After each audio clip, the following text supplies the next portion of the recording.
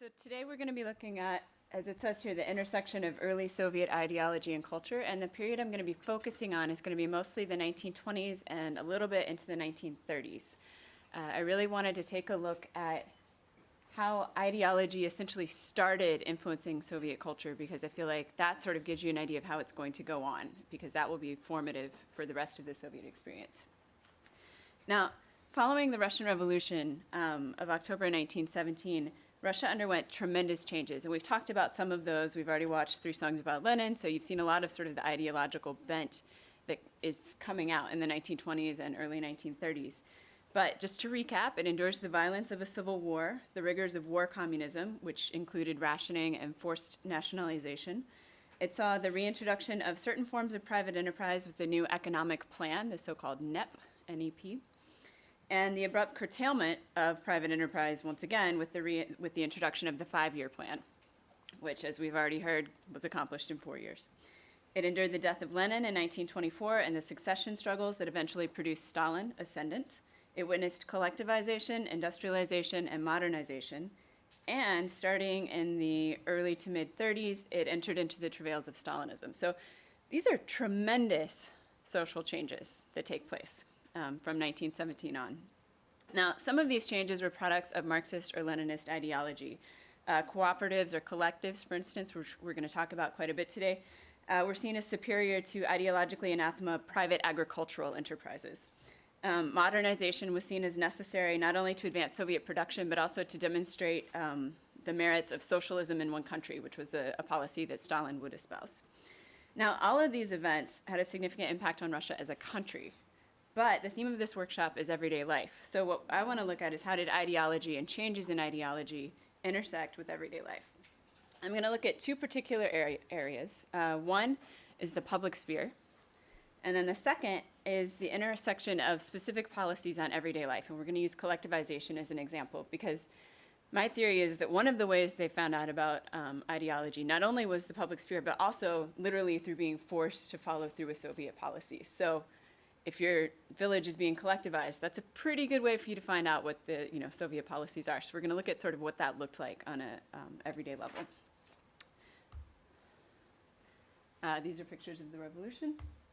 So just as a brief outline, first, I've already done my introduction, but we'll be looking at Marxism and the Russian conundrum, sort of the problems of Marxist ideology being applied to the Russian sphere. Second, ideology in the public sphere. And then the intersection of ideology, policy, and lived experience. So to start off, Marxism and the Russian conundrum. Marxism, as all of you know, was a theory of sort of historical determinism, which said that capitalism would produce a proletariat, usually identified with urban or industrial labor, that would unite to overthrow capitalism and establish a socialist system. That was usually seen as a sort of utopia. But the problem was that, at least according to Lenin's evaluation, Russia had not experienced Marx's full-fledged capitalism yet. And indeed, when the revolution happens in 1917, it wasn't certainly experiencing capitalism on a sort of Western scale. So the proletariat was pretty small, and most Russians were peasants, which was a problem. If this was supposed to be a revolution led by labor, and labor was a relatively small proportion of the population, what do? Well, Lenin was very flexible ideologically. When we talk about Marxist-Leninism, that's a whole nother topic, but let's just say that Leninism and Marxism were not always the same thing. They became kind of known as being the same thing in Soviet slogans, but definitely were very different. So Lenin's solution to this was to include the peasantry as part of the revolution. And so he decides that not only will he raise the consciousness of workers, but he's now going to make it a peasant revolution as well.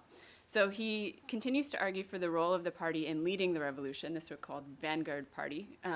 So arguing for essentially a preeminent role for the Communist Party in society. And also, he talks a lot about consciousness raising. I've been struggling through a book on Leninism, trying to decide whether I want to use it in my class or not. And one of the things that definitely comes up a lot is this idea of sort of forming the proletariat, making sure that they know that they have been oppressed and that they should, rise up and overthrow the bourgeois capitalists. So this idea of consciousness raising, bringing the peasant to understand that he's been oppressed, was a very big part of Leninist ideology. Also, one of the big things, and actually was referenced in 3 Songs About Lenin, is this idea of the dictatorship of the proletariat. So Lenin initially, with the 1905 revolution that happened, where the Tsar gave up some freedoms and the Duma, the parliament, begins to get more sort of, to become more empowered in sort of democratic terms.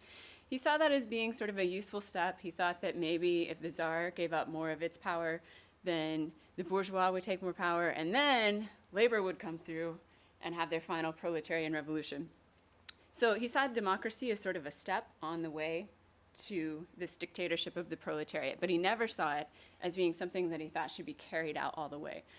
Dictatorship is not a soft term, but it was one he was very comfortable with. And so I think when we look at sort of what's going to happen in terms of the sort of totalitarian takeover of the public sphere, it's not really unexpected when we think about how much he's talking about the dictatorship of the proletariat. So the Soviet view on public culture.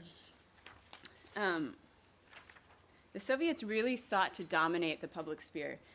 Which topics were discussed, how policy was framed and transmitted, how children were educated and socialized, which Chris is going to talk about next, and how society and economic enterprises were organized. As James von Geldern says in his introduction to Mass Culture in Soviet Russia, which is really a book that I recommend a lot if you're interested in this period and sort of the extent to which ideology was impacting the public sphere, he says the Soviet authorities were never ashamed of their monopoly on culture. They considered the policy progressive. Culture was a weapon of class struggle available to acquaint people with the socialist program. Allowing the enemy access to mass media would have seemed criminally stupid, and neglecting propaganda a disservice to the people. As one of the people I've been reading points out, Lenin and the Bolsheviks started out as propagandizers. They wrote articles. Their whole job was to try to, rouse the masses to revolution. And so they would have seen it, as von Geldern says here, as criminally stupid to sort of let that go and let other people have that advantage. And so they really sought to use propaganda to take over the public sphere. They did this in several ways. One was the press, or we could call it mass media more broadly, but really it was the press that was more influential than radio. At this point, television wasn't there. Film, both movies and sort of short propaganda films, which we'll talk about later, and also the news. They made short newsreels.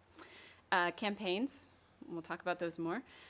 The public trial, which is in many ways a precursor to the trials of the Great Purges in 1937, and the education system. I'm going to talk about the first 4 of these. I'm not going to talk about the education system because that's Chris's bailiwick. So in terms of communication strategies, there are 2 main ways that they went about shaping their message for the public sphere. One was to broadcast their preferred message through some of the things that we've already mentioned: newspapers, film, art, public trials. The second, though, was by censoring unwanted messages. And they did this through what was called the Chief Administration of Literary and Publishing Affairs, or GLAVLIT, which is the Russian acronym for it. This was established in June 1922, but even before that, the Bolsheviks established a revolutionary tribunal of the press in January 1918. And the fact that this is one of the very first things that they do after coming to power, I think, emphasizes how much they wanted to control the messages that were sent out to the public and how influential they saw that as being. Just to give you an idea of the scope of GLAVLIT censored everything from radio to advertising to matchbook covers.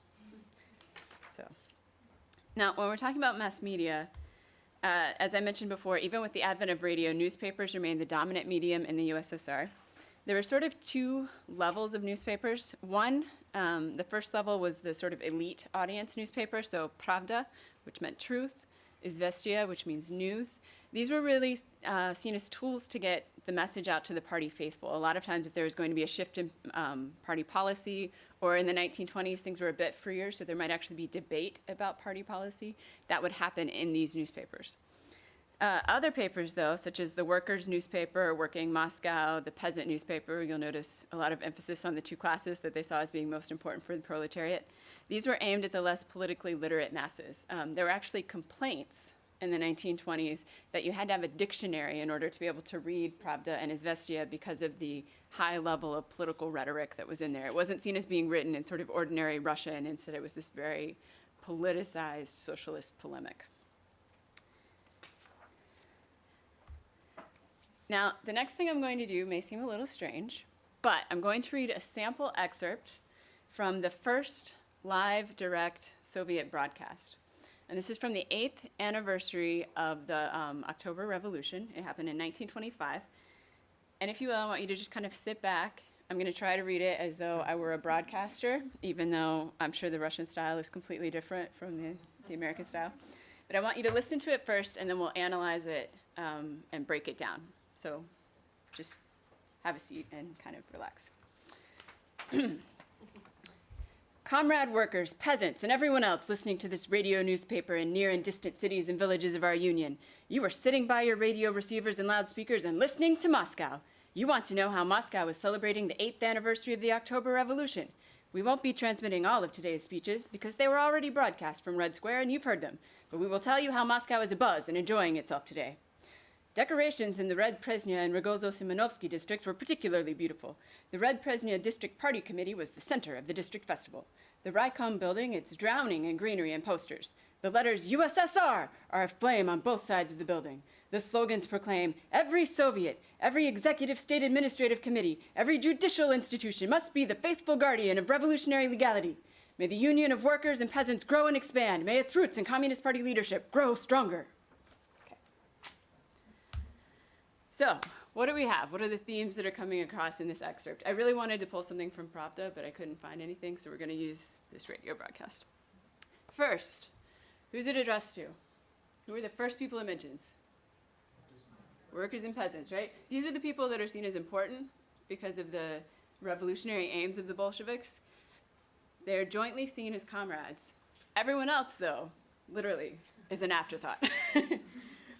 Second, the description of the buildings in Red Presnya are identified as beautiful in Soviet terms, right? The people who decorated these buildings have essentially made a gaudy spectacle of their fealty to the Soviet Union, but they're praised for it.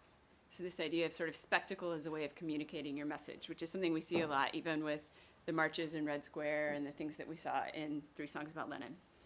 Also, note the inclusion of Soviet slogans in the middle of what would normally be a fluff piece.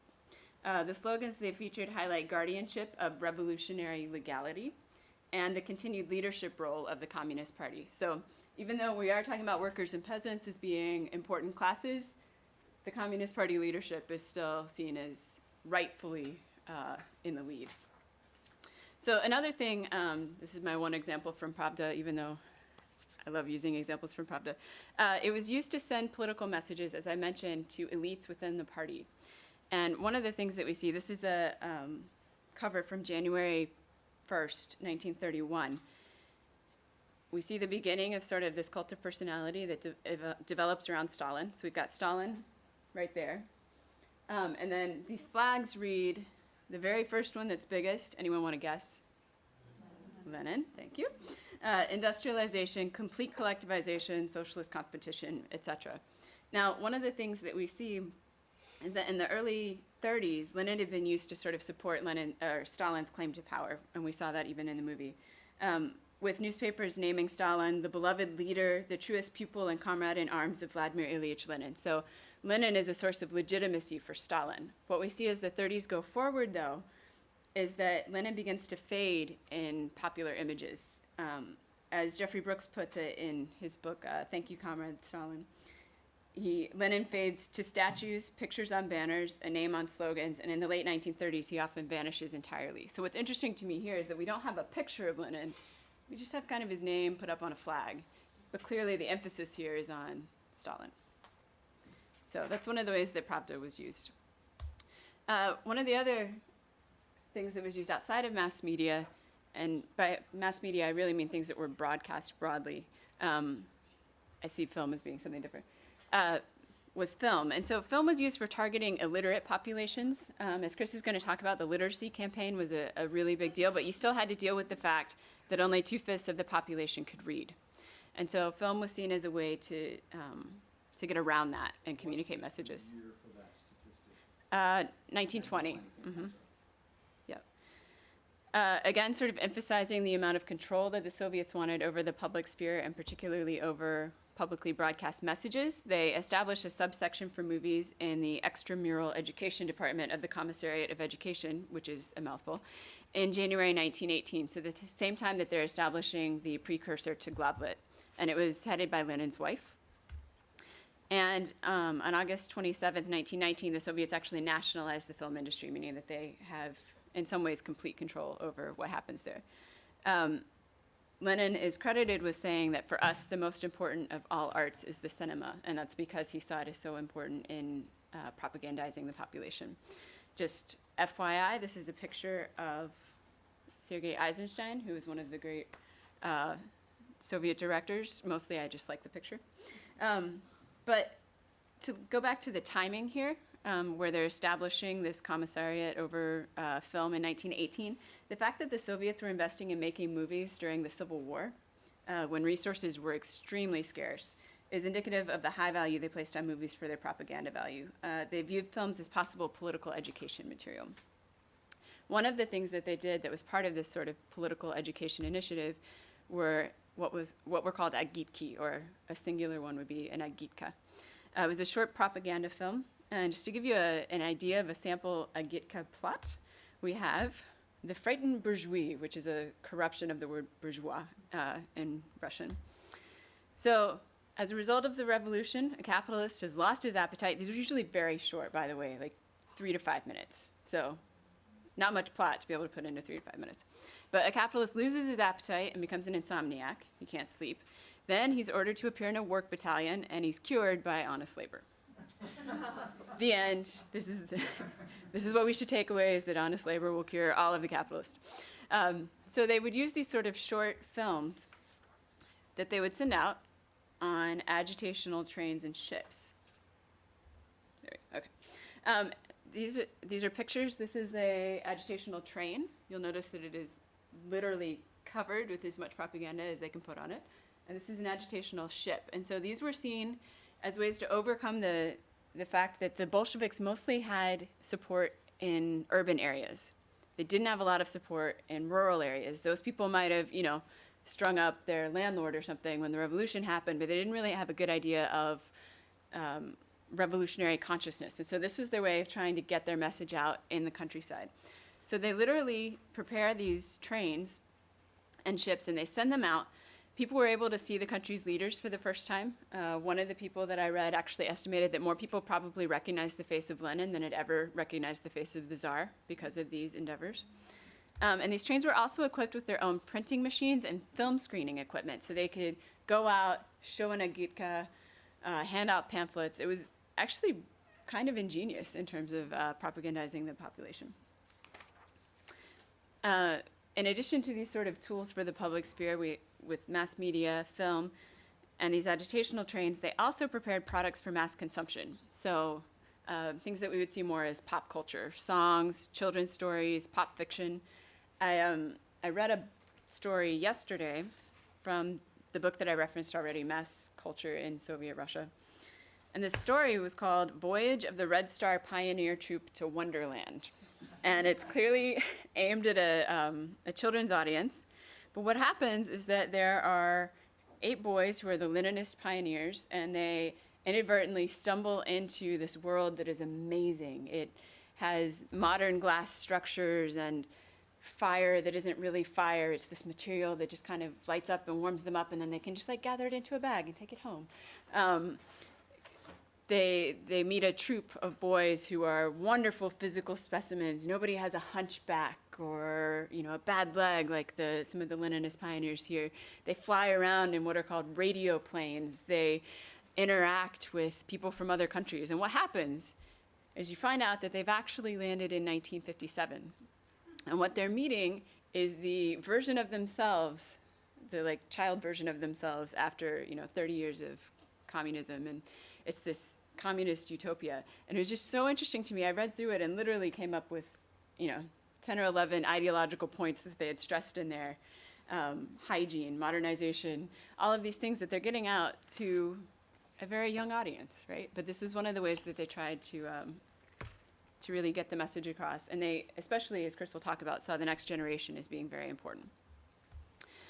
Another way was art, right? And we see this, we've already talked about film, and it'll come up again, but socialist realism, which is officially defined in 1934, but it already started to sort of permeate the artistic realm before that, was demanded as being a form of art that was supposed to reveal the truthful, historically concrete representation of reality in its revolutionary development. If that sounds like it has ideological connotations, you're not wrong. Essentially, socialist realism was supposed to espouse A, the Soviet version of history, and B, to promote Soviet values. Now, what that meant in reality was that it ended up extolling the virtues of labor, whether that was in industry or agriculture. So what we see here is a poster celebrating the Bolshevik harvest. You'll notice that it's a woman, right? So again, we've got this sort of gender equality thing coming, but also the elevation of agriculture.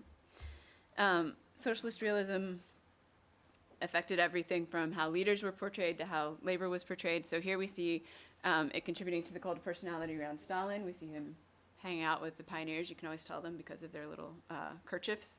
And then Lenin here is seen sort of agitating with people out in the villages. A typical socialist realist plot, if we're going to think about how this would come across in film, for instance, it would be a plot where, in the process of fulfilling a task, the hero, under the tutelage of the seasoned party worker, who is apparently a very standard figure in all of these films, acquires an increased understanding of himself, the world around him, the tasks of building communism, I think that's supposed to be class struggle, and the need for vigilance. So what happens is that generally you would have the hero who starts off not really aware of socialist ideals, coming to consciousness thanks to sort of a guide who's usually a seasoned party worker. Usually there was also a contrasting figure, the sort of evil capitalist bourgeois. As I was telling Chris, one of the ways they were usually identified was that they hung out with scantily clad women. You could always tell the capitalist by the woman he was with. And so you saw this sort of process of coming to consciousness. And so it was, again, one of these ways of just hammering home the Soviet ideals. There were also socialist realist ballets. This is a picture, actually, of a contemporary dancer performing the socialist realist tractor ballet, which I think is the best description ever, called The Bright Stream. But you also, there's a book called Red Bread, which is about, it's written by a man who was born in a Belarusian village, immigrated to the US in the 1920s, and then came back to visit his friends in 1930. And so he sees the village as it's literally in the throes of collectivization, but he also goes to Moscow. And so he writes essentially a journalistic account of what he sees there. And I relied fairly heavily on his account for what I'm going to say about collectivization later. But this is his description of one of the plays that he saw when he was in Moscow. It's called The Football Player, which to me actually says more, makes me think more of an urban setting, perhaps. Certainly not one in which there is a tractor, a coal shaft, and a derrick as part of the stage setting, or where there's a harvest dance, a coal dance, and an oil dance. But again, these were all parts of bringing socialist realism into the arts. And so because the values of socialist realism were industrial and agricultural labor, you have a coal dance showing up in the middle of something about essentially a soccer player, right? So socialist realist literature, there have been entire books written on that, so I'm not really going to talk about it much, but I think one of the things that's interesting is how newspapers were used to communicate with authors. And so the Literary Gazette was a newspaper that was directed at writers, and it really urged utilitarianism in literature. Everything had to be not symbolic at all, but very literal. And the portrayal of class enemies like kulaks or entrepreneurs as individuals lacking any redeeming qualities. At the time, so a kulak would be essentially a rich peasant, right? I think most of you are familiar with that. It might actually mean that they owned, 2 cows instead of 1. Being a kulak was very loosely defined, I think, kind of based on where you were, and if you want to be a little bit more cynical, based on the needs of the collective farm that was going to be acquiring your possessions once you were shipped off somewhere. So, but socialist realist literature was supposed to essentially have no mercy on people who fell into these disreputable classes. And that included kulaks, entrepreneurs, NEP-men, people who had undertaken private enterprise during the new economic plan of the 1920s. Another way of communicating socialist ideals, or lack thereof, in the public sphere was the public trial. This really came to prominence in the purges of 1937 to 1939, but we see a precursor of it here in the summer of 1922, when the Bolsheviks' rivals, their main rivals, the socialist revolutionaries, were tried. The people on trial were members of the party's Central Committee, and they'd already been in jail for several years, even though they'd signed an agreement in 1919 that they wouldn't use violence against the Bolsheviks if they refrained from killing socialists. And the socialist revolutionaries had actually upheld their end of the agreement.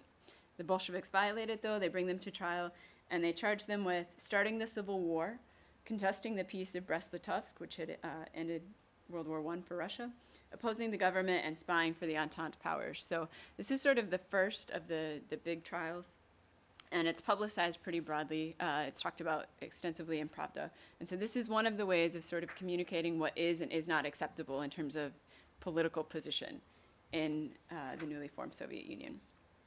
So that's the public sphere. But one of the other ways that people interacted with Soviet policies was through seeing it in everyday life and actually being forced to kind of live out these policies. Some of the main ones that come up, and this is not an exhaustive list, but these are some of the ones we're going to talk about, are collectivization, which is where we'll spend the most time, industrialization, so the campaigns, for instance, that were urging people to join in Magnitogorsk and make this huge steel city.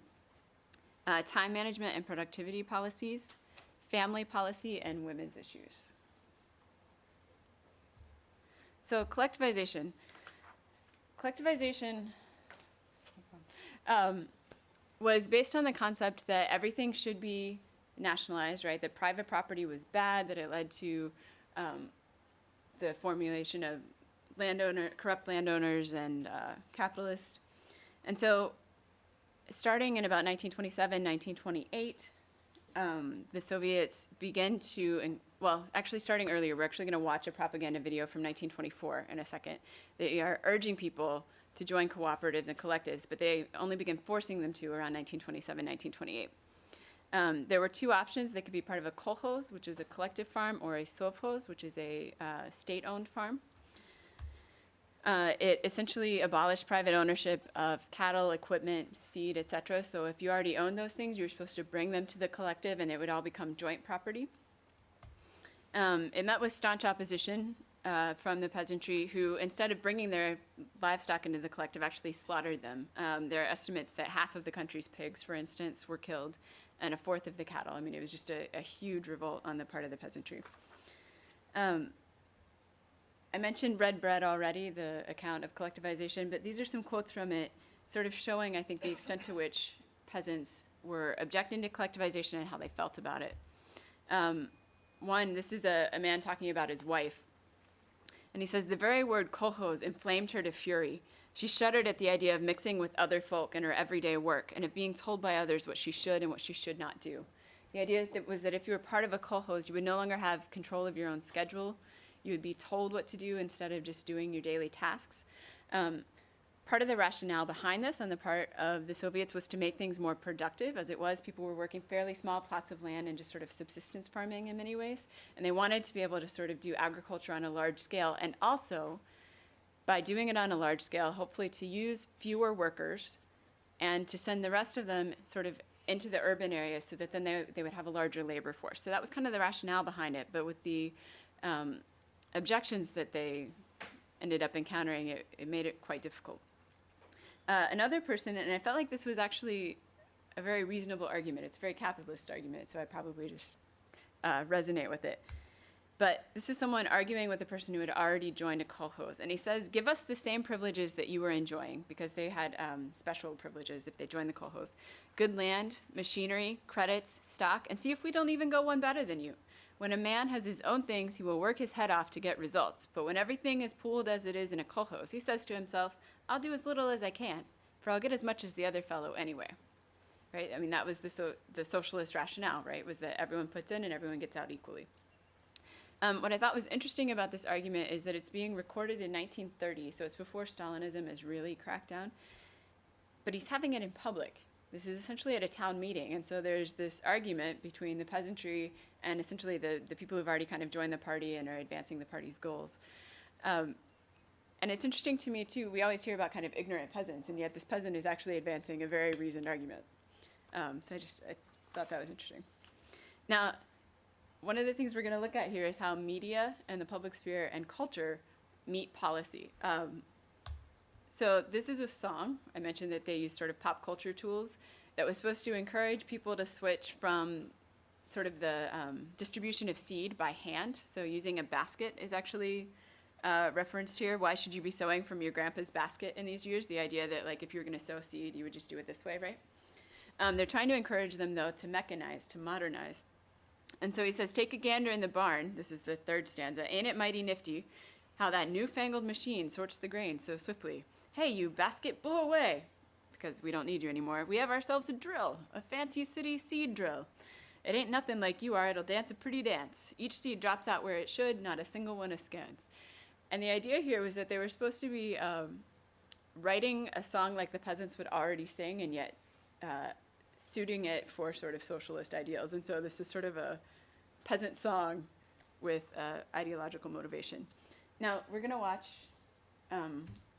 a short animated Soviet propaganda film called Join the Collective. As I mentioned before, this is from 1924, so they were urging people to actually join the collectives earlier than they started forcing them to. But yeah, let's take a look. So go down. One more.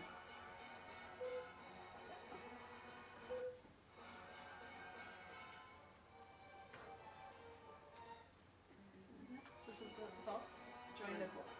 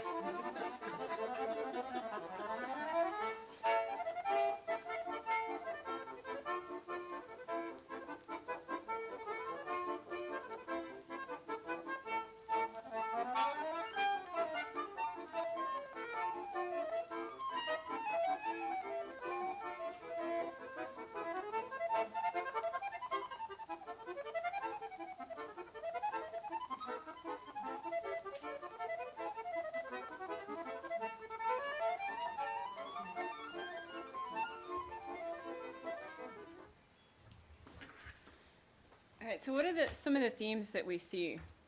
What's the name of the So it's from Animated Soviet Propaganda. That one was on, so there are 4 sections of this. The first disc covers propaganda aimed at American imperialists. The second one, fascist barbarians. The third, capitalist sharks. And the fourth is Onward to the Shining Future, Communism, which is the one that the cooperative one is on. all the videos you see this morning are available in the Irish Times. Yeah.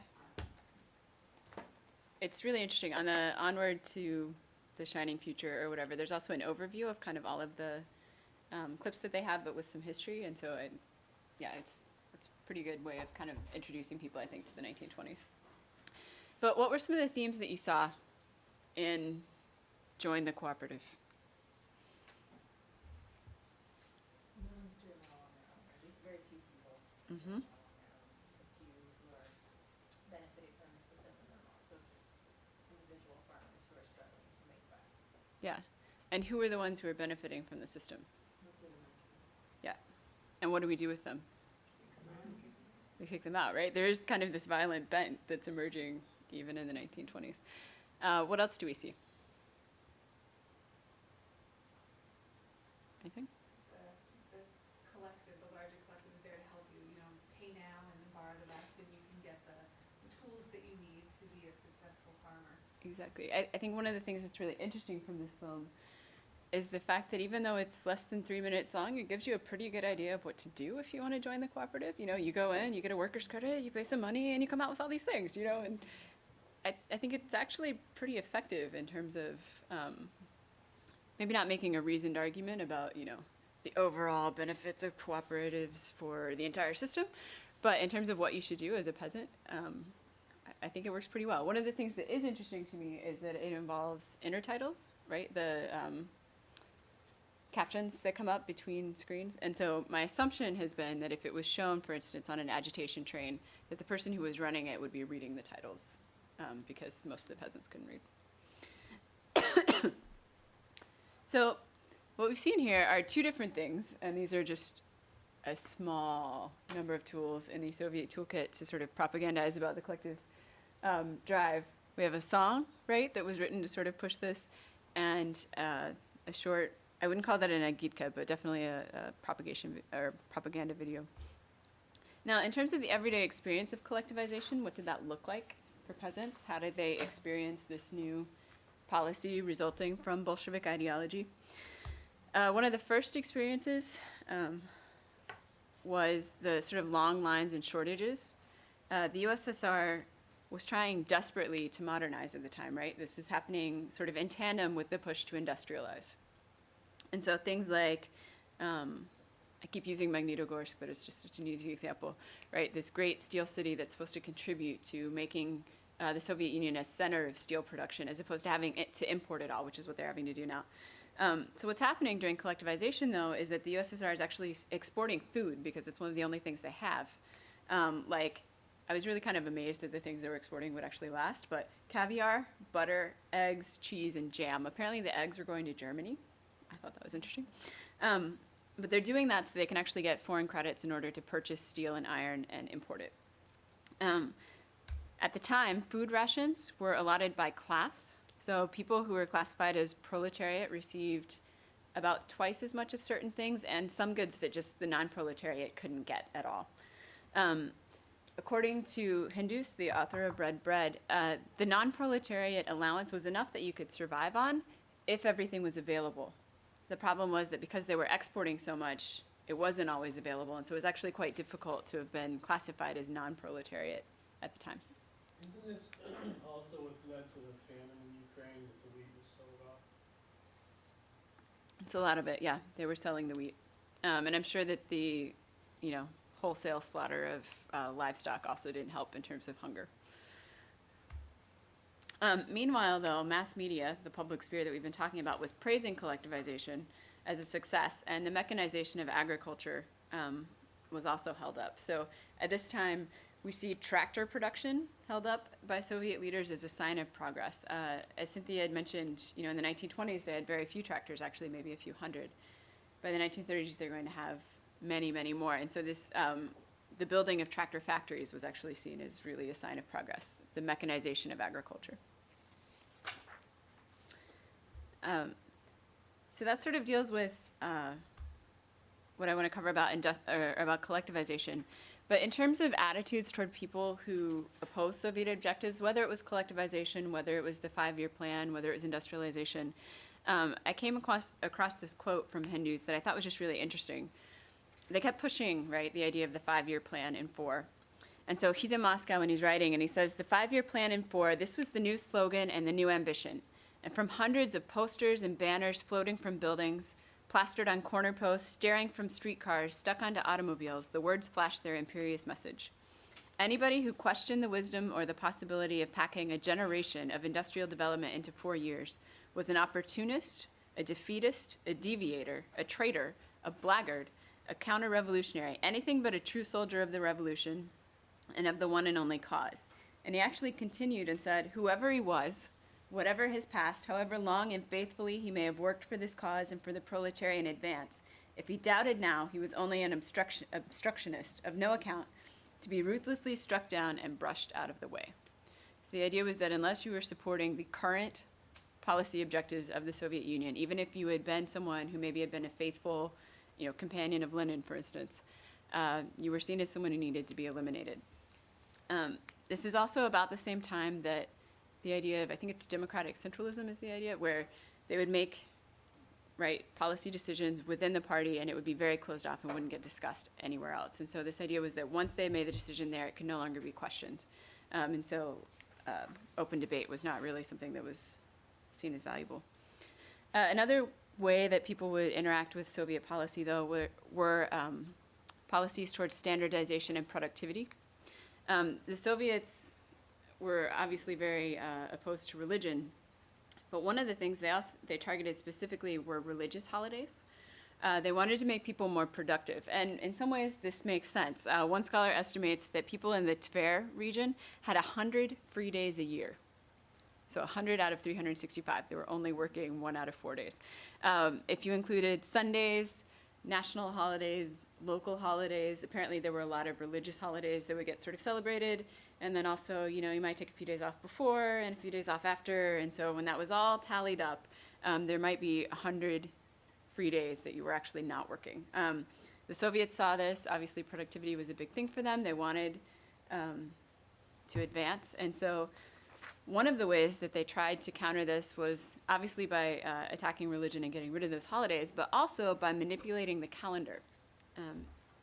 They, at one point in 1929, introduced the 5-day work week.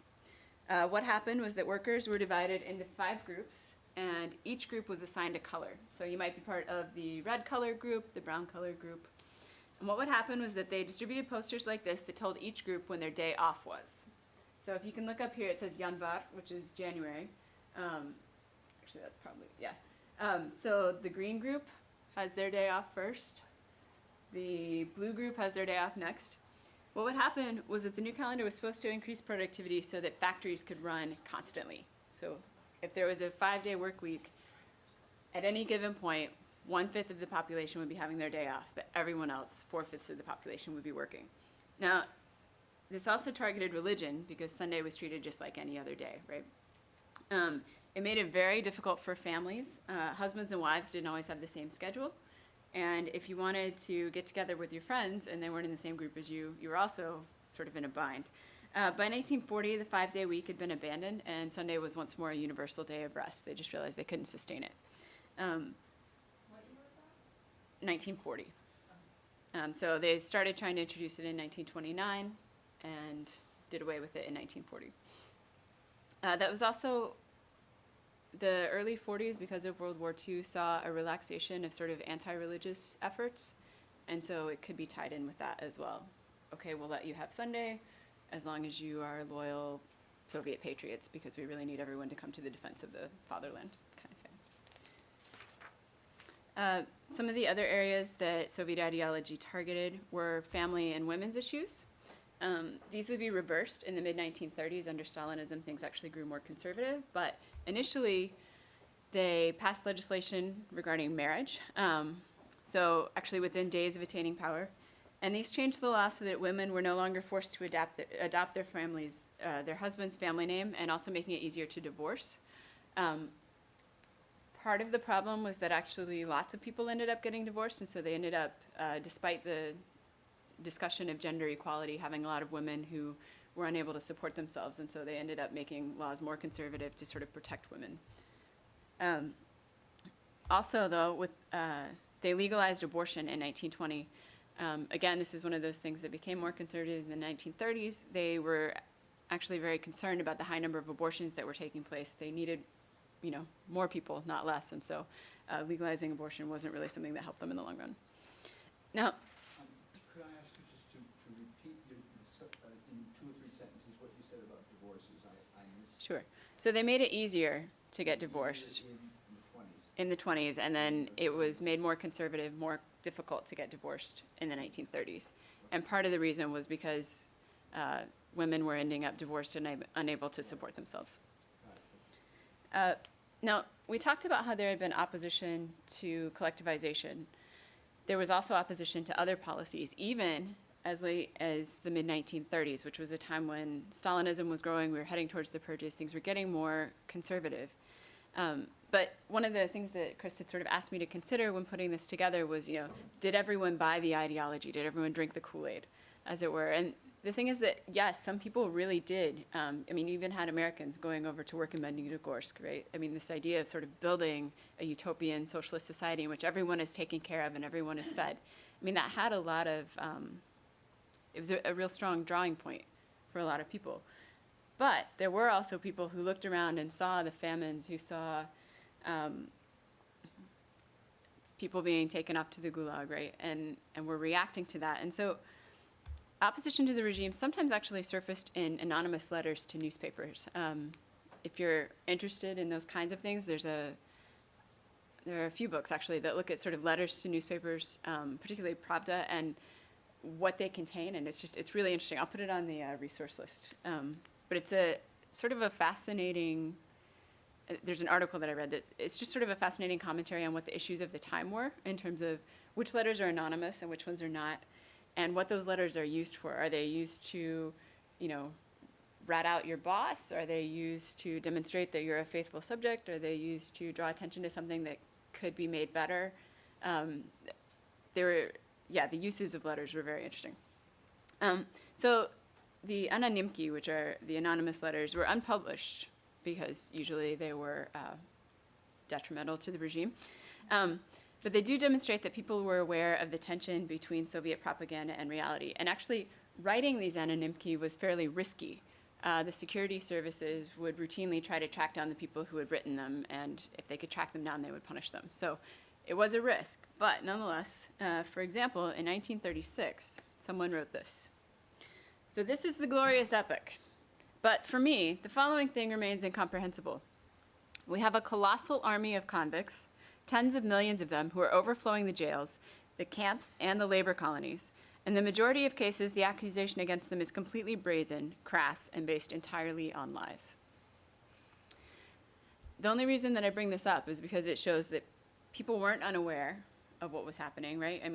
This person is literally referencing people in labor colonies and people being swept away without evidence, essentially.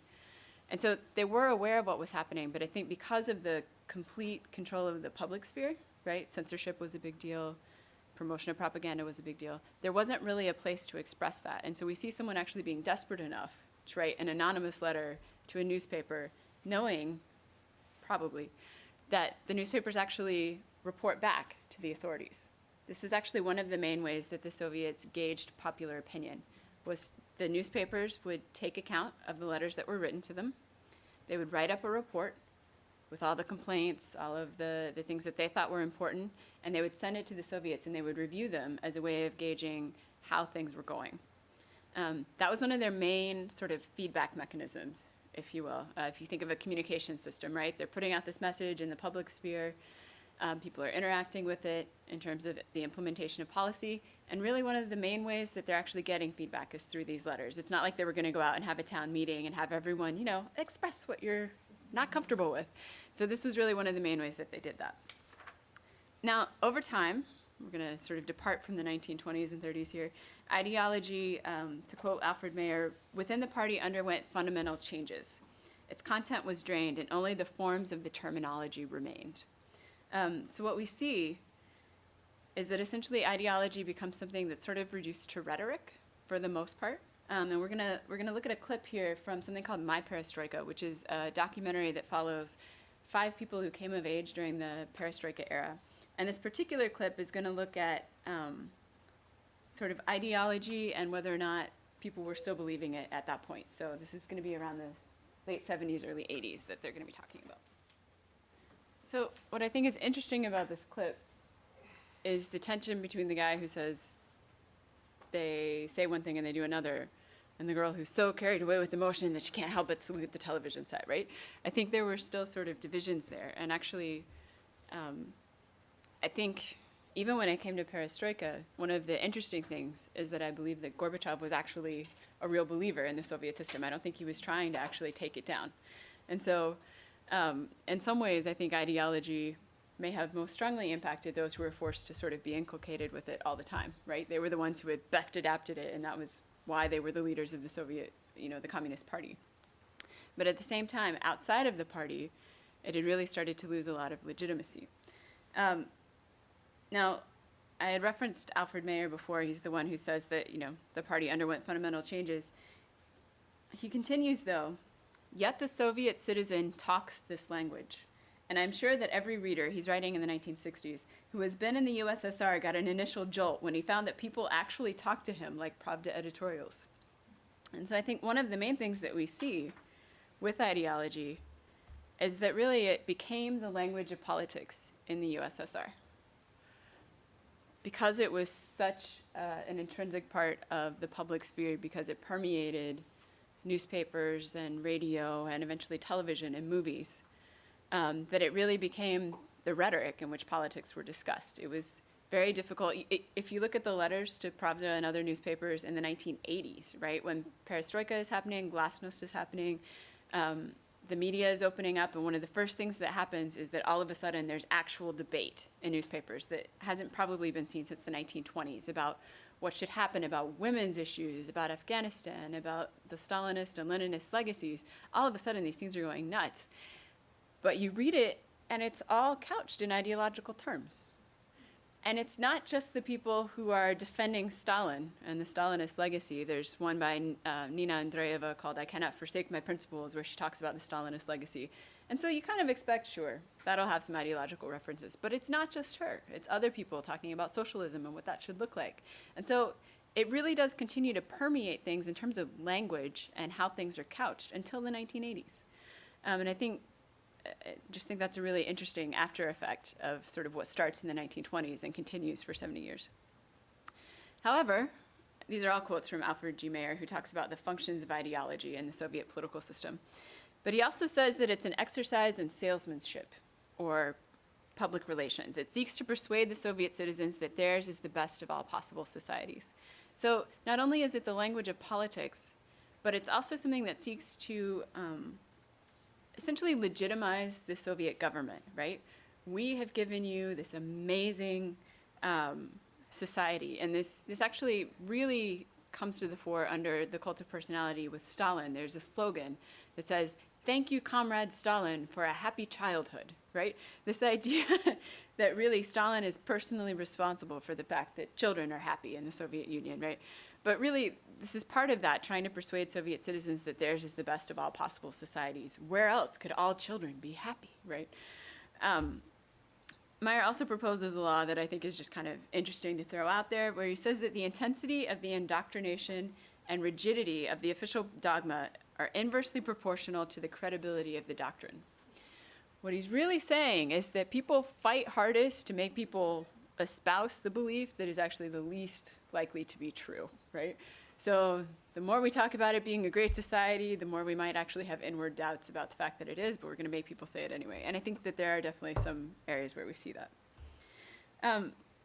To conclude, though, one of the things I was thinking about in terms of the sort of continuing impact of ideology with the Soviet Union, there's a book called Into the Whirlwind, and it's by Yevgenia Ginsburg. She is a Communist Party member who gets caught up in the purges and sent to the Gulag, is in, solitary and all of these things. Eventually she gets out.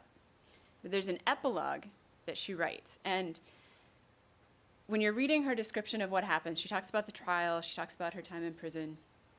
She talks about how she kind of questions, up to that point, I think she had thought that Stalin was basically a good person and he couldn't possibly know what was happening, otherwise he would have stopped it, right? This idea of kind of it's actually the concept of the benevolent czar that started under the czar and then kind of got brought forward into the Soviet period. And she begins to question that. She eventually realized that probably these things couldn't happen without Stalin being aware of it, being the leader that he is, right? But nonetheless, at the end of this epilogue, she describes it as the story of an ordinary communist woman. So she's done away with the idea of Stalin in her mind, right? Yes, he's probably responsible in some way for what's happening. But the thing that she's identifying herself as is still as a communist. And so to me, that speaks a lot to the influence of ideology and the impact that it had on identity, right? She's gone through this horrific experience. You would think the last thing she'd want to identify herself as is a communist woman. And yet that's literally the last line in the book. So I think it does have an impact, despite the fact that at some point, around depending on the experiences, you start to sort of question, right? We have our guy in Pravda who's talking about the sort of colossal mistakes that they're making, or the people in the 70s who see this complete disconnect between reality. There are people who still are holding on to this as their identity. So to conclude here, Soviet leaders, as we've talked about, really sought to permeate the public sphere with Leninist ideology, to rouse the proletariat and peasants to class consciousness through agitki and other things, to establish legitimacy for their government. And I've already mentioned here the slogan, right? Thank you, Comrade Stalin, for a happy childhood. This was part of legitimacy. The propaganda was supposed to show that they were doing things that no one else could, right? They were bringing electricity, they were bringing tractors, they were bringing steel, all of these things. After World War II, winning the war became one of the foundational claims that the Soviets would make about why they were in power. We stopped the Nazis. And to this day, actually, that's one of the things that Stalin is really held up for. People might not like the Gulag, they don't like those other things, but winning World War II is still seen as something that perhaps no other leader could do in a lot of ways. Second was that the rhetoric of ideology, we mentioned that it was the language of politics, really was prevalent through the Gorbachev period. But adherence to the beliefs underlying that ideology really were significantly weakened. And that's it.